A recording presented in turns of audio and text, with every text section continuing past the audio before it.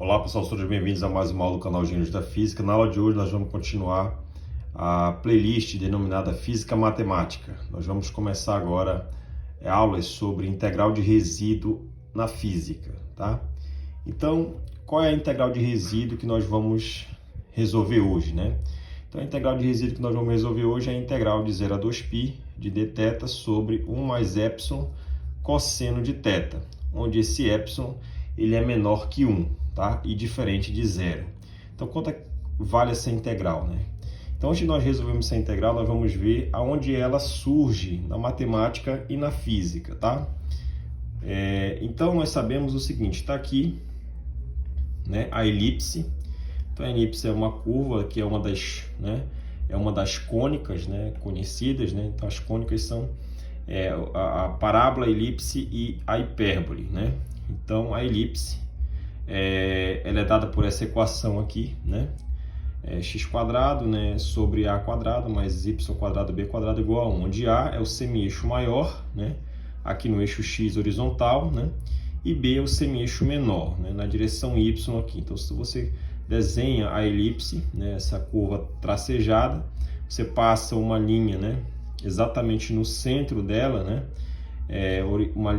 um par de eixos, né, horizontal e vertical no centro dela. Então você vai ter coordenada Y, coordenada X, e aí semi-eixo maior e semi-eixo menor. A e B estão descritos aqui. E aí, se você descrever essa mesma equação, né, da curva em coordenada polar, exatamente nesse mesmo eixo, né, centrado na elipse, né, você vai encontrar, né, chamando x igual a r cosseno e y r seno, você pode mostrar, isolando r, que r é igual a b dividido por essa raiz quadrada aqui, a² seno quadrado mais b² cosseno quadrado.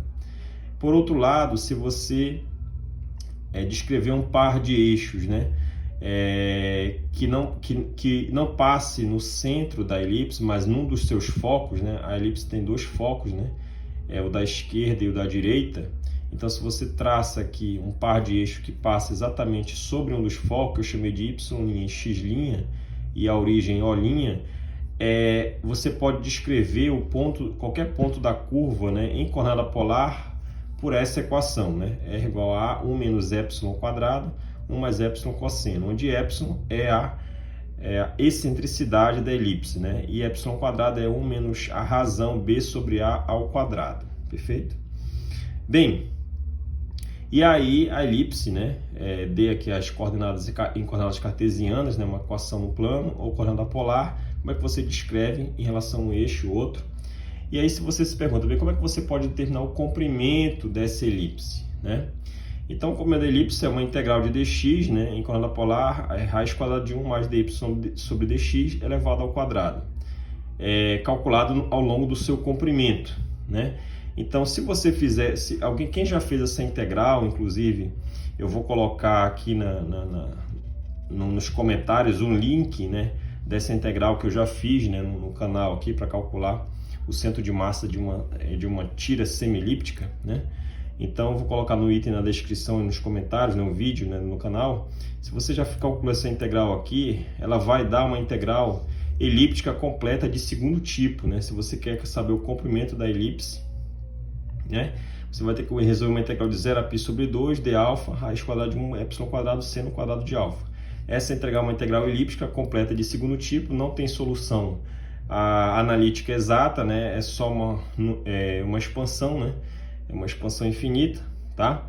Então, você pode mostrar, né, depois de uma certa álgebra, né, que esse comprimento aqui ele vai dar exatamente 2π vezes A, 1 menos a somatória de 1 a infinito, né, desse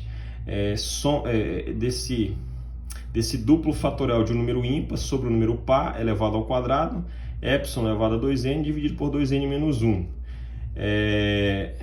Né, então é uma soma infinita aqui, né, de termos, né, como se fosse uma série. Então a solução do comprimento da elipse não é uma solução exata, né, analiticamente falando, tá? Bem, isso é na matemática, né? Então, só quem já realmente se envolveu em resolver essas integrais sabe o quão difícil, né? Apesar de serem tabeladas algumas delas, mas você tem uma certa dificuldade para determinar, por exemplo, o comprimento da elipse, né? calcular essa integral. Já no problema de Kepler, né, na mecânica que nós chamamos de mecânica celeste, né, o problema de Kepler de dois corpos, né, gravitacionalmente que interagem entre si, né, nós sabemos que quando você aplica, né, por exemplo, a conservação da energia, né, de um corpo celeste orbitando um outro, né, de massa maior, né, você pode mostrar que a primeira lei de Kepler, que é a lei das órbitas, né, então você encontra que o R, né, que é a posição, né, o R é a quadrada polar da posição do astro em torno do, por exemplo, da Terra em torno do Sol, né, você encontra que é um R0 sobre 1 mais epsilon cosseno, perfeito? E aí, nessa equação, na primeira lei de Kepler, que é a lei das órbitas, esse epsilon, quando ele é igual a zero, é o círculo, né, a trajetória, a órbita é o circular, se epsilon é igual a 1 é uma parábola, se esse epsilon está entre 0 e 1 é uma elipse, e epsilon maior que 1 é uma hipérbole. Então esse epsilon está relacionado com a energia mecânica do sistema, então essa energia é positiva, negativa, você pode relacionar com esses valores aqui, né, e obter cada uma das possíveis órbitas do corpo celeste que você está analisando, né? Uma outra situação bastante interessante dentro da própria mecânica celeste, quando você calcula a segunda lei de Kepler, né, a lei das áreas, né, esse A é a área, a derivada de AdT, a área é um vetor, né, você pode mostrar que R vec, né, produto vetorial com V, velocidade tangencial sobre 2, né, e aí você pode ver que a velocidade tangencial é R dθ dt, né, R θ ponto, né, e aí você tem aqui, né, você tem um termo aqui de velocidade aerolar, né, e aí você pode relacionar esse resultado, né, da variação da área com o tempo com o momento angular, né? O momento angular é R vec P, R é o vetor posição e P é o vetor momento, né? Momento é mv, e aí você pode extrair daqui, né? Aqui já está aparecendo R vec V, então R vec V passa o m dividindo, fica L sobre m, tem um fator de 2 aqui, então a variação da área com o tempo é igual ao momento angular sobre 2m, né? E aí você tem aqui o produto R dθ. R dθ é uma parte da velocidade aerolar, né? Dentro da definição, dentro da abordagem da segunda lei de Kepler, perfeito? Então, pessoal, aqui eu dei só alguns exemplos da integral de resíduo, dessa integral aqui que aparece na matemática e na física, né? Então, na matemática, um exemplo clássico é dentro do comprimento da elipse, quando você calcula, né? Você vai calcular aqui, por exemplo, R dθ, né?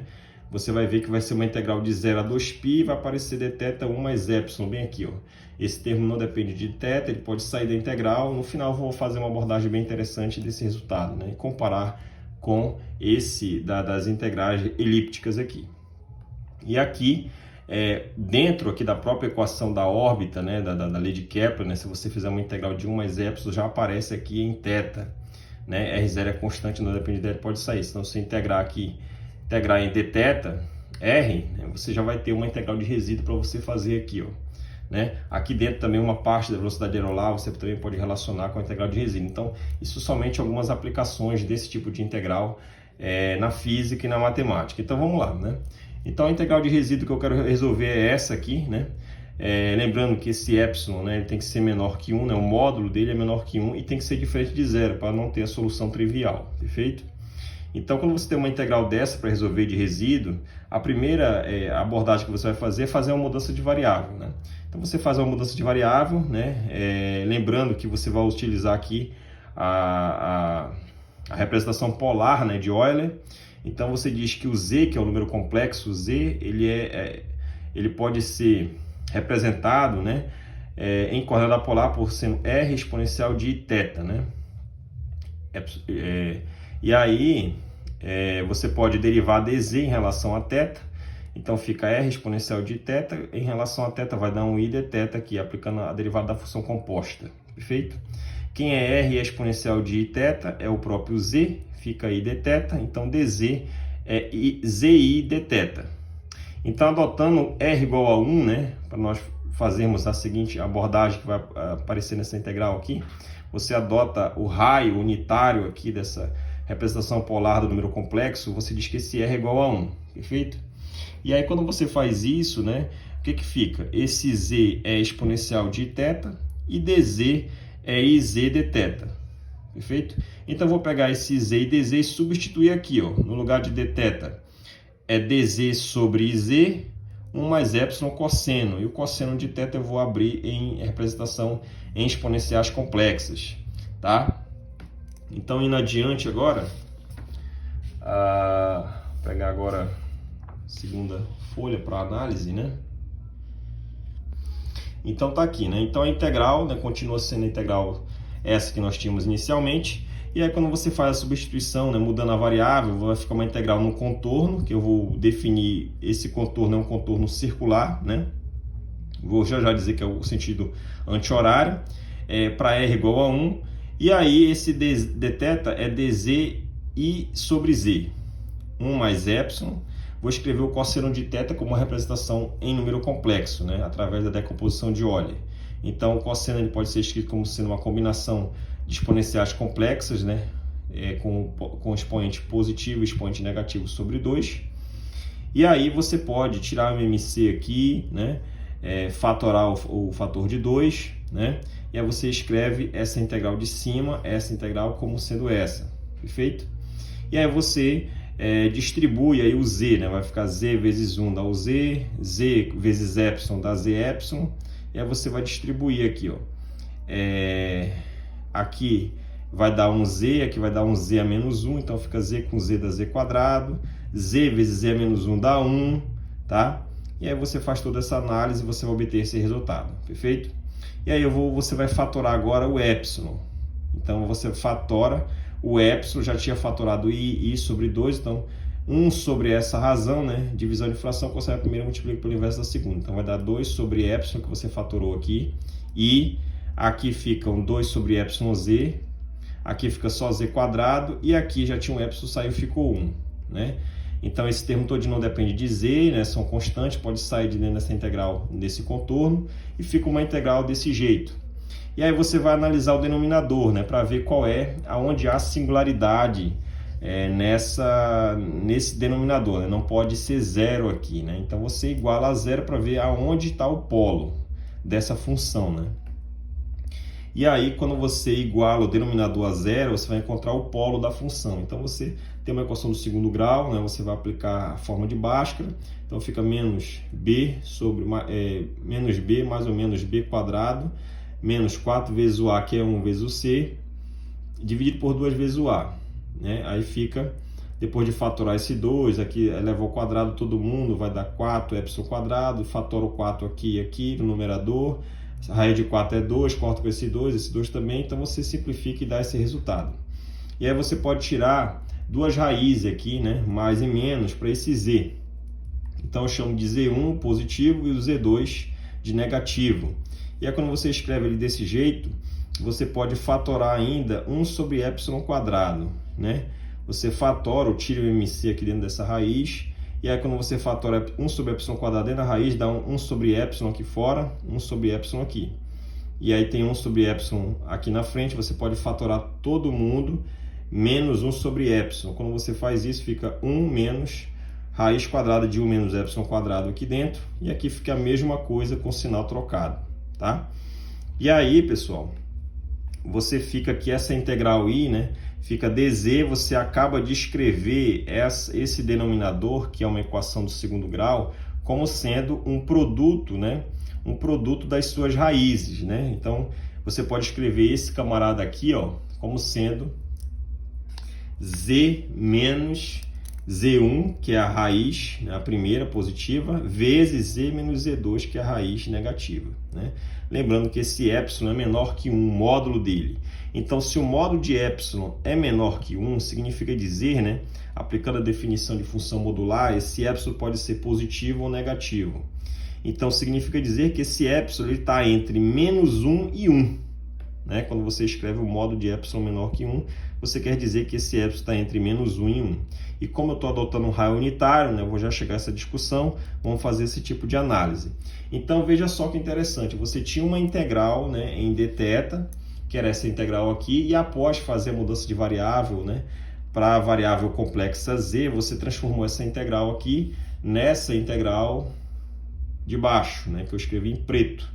E aí vamos fazer um breve resumo do que é o teorema do resíduo, né? O que ele diz, né? Então nós sabemos, né, que quando você tem uma integral, né, fechada no contorno de fz/dz, onde esse fz é uma função de z, e z é um número complexo, né? Lembrando que essa função ela tem que ser analítica, ou seja, tem que satisfazer as condições de Cauchy-Riemann. Significa dizer que essa integral, se não há singularidade dentro desse contorno, essa integral é zero, pelo teorema de Cauchy-Riemann, né?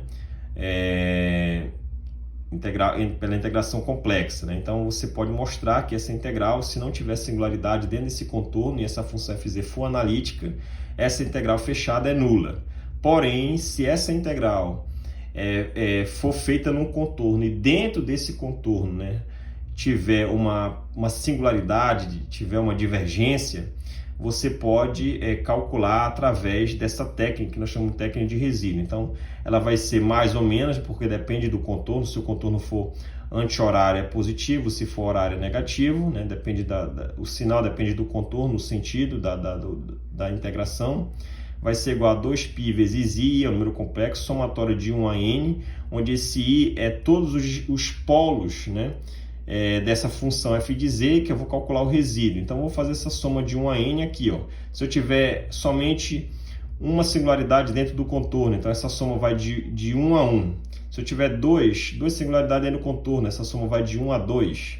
Aí vai ter dois termos, vai ser, por exemplo, se for anti-horário, 2πi, aí abre parêntese, resíduo do primeiro contorno mais o resíduo do segundo contorno, né? A segunda singularidade, desculpa. Né? Vai ter duas somas aqui. Se tiver três polos, três singularidades dentro do contorno, essa soma vai de 1 a 3 e assim por diante, tá? Então, como é que você calcula somente esse pedaço aqui do resíduo da função em igual a z igual a i, onde zi é o polo da tua função analítica, tá? O resíduo, né, da tua função em z igual a z0, né? Eu troquei i por zero agora, né? Z0 é o polo. Vai ser o limite quando z tende a z0, 1 sobre m-1 fatorial, onde esse m é que tipo de polo você tem na tua função analítica. Derivada de z é mésima menos 1, né? Multiplicada por... Isso aqui é uma multiplicação, tá? Faltou aqui colocar, tem um vezes aqui, tá? Multiplicada por z menos o polo, né, z0 elevado a m, vezes a função analítica, né, essa que aparece aqui dentro do integrando. E aí, é essa técnica que eu vou aplicar para resolver essas integrais aqui de resíduo que apareceu aqui, né, essa integral.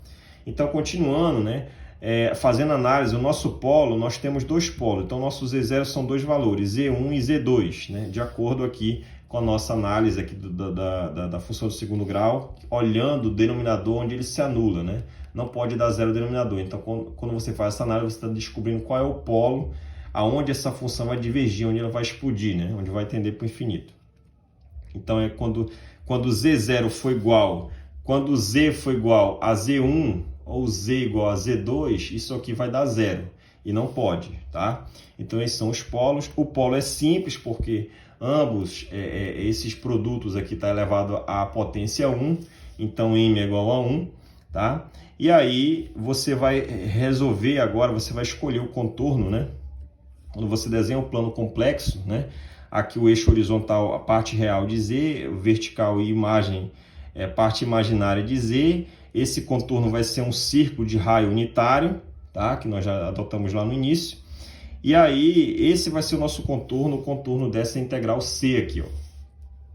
Eu vou escolher o sentido anti-horário, então provavelmente aqui essa integral de resíduo, né, ela vai ser positiva.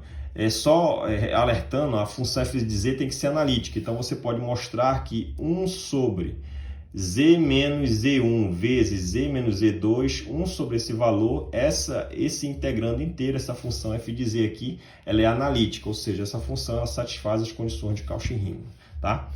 E aí, quando você faz a análise, né, desse z1, perceba, se esse epsilon ele é menor que 1, então 1 menos um valor menor que 1, né, se é menor que 1 ao quadrado, é menor ainda. 1 menos esse valor dá positivo, tá? Então, raiz quadrada vai dar um número pequeno também, um número pequeno positivo, né? Real, perfeito? E aí você vai subtrair 1 menos essa quantidade, tá? Então, esse resultado aqui, ele vai ser menor do que 1, Z1. Aqui, por sua vez, se esse epsilon ele é menor que 1, ao quadrado é menor ainda, 1 menos esse valor é menor que 1, raiz quadrada é menor ainda, 1 mais esse valor, ou seja, esse resultado aqui de baixo, de Z2, ele vai ser maior que 1. Ou seja, Z1 vai estar dentro do raio R igual a 1 e Z2 vai estar fora. Então, olhando aqui o contorno, né, num plano complexo, aqui o ângulo θ ele vai andar de 0 a 2π, né, aqui nessa integral aqui, ó, de 0 a 2π, aqui nesse raio R igual a 1. Então, quando esse epsilon, já que ele assume dois valores, ele pode estar tanto na região, ele está na região de menos 1 a 1, mas num trecho no domínio positivo e no domínio negativo. Então, quando esse domínio de epsilon for negativo, o teu Z1 está exatamente sobre o eixo real, porque esses Z1 e Z2 aqui, eles são valores puramente reais, não tem nada complexo aqui, tá? Então, Z1 vai estar do lado direito, né, dentro do contorno, esse tamanho daqui para cá é 1, e esse camarada Z1, esse resultado vai dar menor que 1, tá aqui, para esse trecho de epsilon positivo, né, entre 0 e 1 aqui, né? E o Z2 vai estar fora desse contorno, né, aqui sobre o eixo real. Já quando esse trecho aqui de epsilon estiver entre menos 1 e 0, negativo, você vai ter o Z1 também sobre o eixo real, só que do outro lado, né, já que ele é negativo, e Z2 também, só que fora do contorno.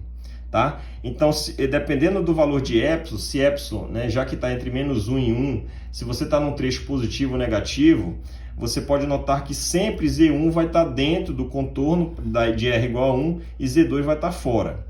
Então, significa dizer que a única singularidade que aparece dentro dessa integral de resíduo, né, a única singularidade é quando Z igual a Z0 e Z0 é 1. Z2 ele está fora desse contorno, então ele não vai contribuir para essa soma do resíduo aqui, ó, tá? Então, o único resíduo que aparece, a única singularidade é quando Z igual a Z0 igual a Z1, tá? Então, vou aplicar aqui o resíduo, vou calcular esse trecho aqui, uma parte dessa integral aqui, do teorema do resíduo. O resíduo de Z igual a Z1 é o limite quando Z tende a Z1. Vou aplicar essa fórmula aqui, ó. 1 sobre o m é igual a 1, 1 menos 1 fatorial, derivada de 1 menos 1, dz elevado a 1 menos 1, multiplicado por z menos z1, ó, elevado a m, que é igual a 1, vezes o f de z. E quem é f de z? F de z é exatamente a integral fechada que multiplica o dz, ou seja, essa função analítica é exatamente 1 sobre esse produto aqui no denominador. Tá aqui, ó. E eu vou aplicar ela aqui e resolver esse resíduo. Após resolver esse resíduo, aqui eu substituo no teorema do resíduo e multiplico por um fator de 2πi, positivo, porque eu estou adotando o sentido anti-horário. Então é positivo. Se fosse horário, seria negativo. Tá? E essa soma vai de 1 a 1 aqui. Tá? Então é isso que vai ser feito. Tá aqui o resultado, né? Então eu calculo o resíduo, corto aqui. Quando z tende a Z1, esse z é Z1, então fica 1 sobre a diferença das raízes, e aí você vai subtrair as raízes, né? Z1, que é o de cima, menos o Z2. Quando você subtrai o de cima menos o de baixo, esse primeiro termo aqui, quando você distribuir, vai dar dois termos, né? Esse primeiro termo cancela e você vai somar esse termo com esse daqui, ó, já multiplicado por menos 1 sobre epsilon. Quando você fizer isso, você encontra esse resultado, né? E aí aplica a divisão de fração, conserva a primeira, multiplica pelo inverso da segunda, vai dar epsilon sobre 2, raiz quadrada de 1 menos epsilon quadrado. Esse é o resíduo. Substituindo dentro do termo do resíduo, já com valor positivo, esse resultado aqui, quando você substitui aqui, você vai simplificar esse 2 com 2, vai dar π epsilon sobre esse fator. Então, logo, a minha integral que eu tinha, né? A minha integral inicialmente era essa, olha. Então, tem um fator multiplicativo, 2 sobre epsilon i, tá aqui, ó. E essa integral que eu tinha, eu já encontrei o resultado, que é esse aqui, ó. E aí eu substituo, simplifico i epsilon com esse i epsilon aqui. Então, a integral i fica 2π sobre 1 menos epsilon quadrado. Então esse é o valor da nossa integral que nós tínhamos inicialmente, né? O valor dessa integral I aqui, ó, depois fizemos a mudança de variável e encontramos o resultado como sendo 2π raiz quadrada de 1 menos epsilon quadrado, tá? Então, fazendo a generalização desse resultado, né, após encontrar aqui, né, esse valor, que você pode discutir, né, em cima desse resultado é o seguinte. Então essa integral nós acabamos de calcular, dá esse resultado aqui. Então a generalização em alguns livros, né, de física matemática que aparece, o Butkov, o Afqui, né, você pode calcular que apareceu outras integrais de 0 a 2π de θ, aqui a mais ou menos b, b cosseno, a mesma integral a mais ou menos b seno. Essas integrais dão o mesmo resultado, vai dar 2π raiz quadrada de a quadrada menos b quadrado, onde esse a é maior que módulo de b. Então, para o nosso caso aqui, o a, né, olhando aqui é cosseno, olhando essa integral, o valor aqui de b ele é positivo e vale epsilon, e aqui o a vale 1. Então, se você substituir aqui, você vai obter o mesmo resultado, tá? Uma aplicação que eu falei para vocês que eu ia fazer no final é calcular o comprimento da elipse, não utilizando, né, o tipo de integração que a gente aprende em cálculo, né, que vai dar uma integral elíptica e tal, e vai dar um certo trabalho, mas utilizando direto o resultado da integral de resíduo. Então, você vai fazer uma integral de 0 a 2π de r de θ, onde esse r é o valor, né, em coordenada polar da equação da elipse em um dos focos. Tá aqui, ó. Esse valor no numerador não depende de θ, ele pode sair, fica só 1 sobre 1 mais epsilon cosseno. E aí quando você faz isso, aqui, ó, essa integral já sei quanto é que vale, ela vale 2π sobre 1 menos epsilon quadrado, então dá 2π vezes a, esse termo eu posso passar para dentro da raiz no numerador. Então, vou simplificar o de cima com o de baixo, vai dar uma raiz quadrada no numerador, né? Esse resultado aqui vai para cima. Depois que você simplifica esse camarada com esse aqui de baixo, olha. Quando passa esse termo para dentro da raiz no numerador, cancela o de cima com o de baixo. Esse cara aqui vai como quadrado dentro da raiz, você simplifica. Quadrado em cima com um termo embaixo, vai dar dentro da raiz em cima. E aí, quando você pega 2π vezes o a, raiz quadrada de 1 menos epsilon quadrado, você faz uma expansão inteira desse resultado, você vai encontrar uma expansão infinita desse jeito. E essa expansão é exatamente igual ao resultado que você obtém do L, que nós havíamos comentado aqui, como uma soma de 1 menos uma soma de 1 a infinito, de duplos fatoriais, né, de números ímpares e pares, né, vezes esse epsilon sobre o número ímpar aqui, tá? Esse resultado que você abre para n igual a 1, substitui 1, 1, 1, 1, mais n igual a 2, n igual a 3, até infinito, você vai obter exatamente esses termos dessa expansão, ou seja, exatamente o termo que foi obtido utilizando integração lá de cálculo, né, onde vai aparecer as integrais elípticas, tá certo? Espero que todos tenham gostado, até mais e bons estudos!